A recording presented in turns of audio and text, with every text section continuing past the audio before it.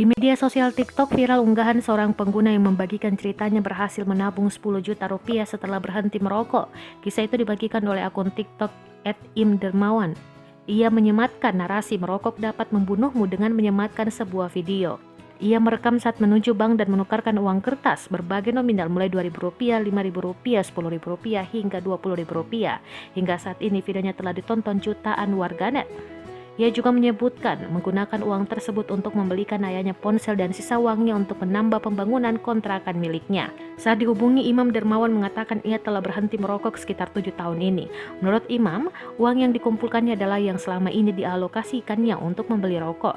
Adapun kata 25 tahun dalam videonya hanya humor, karena sebenarnya ia mengumpulkan uang jatah rokoknya sejak sekitar 7 tahun yang lalu.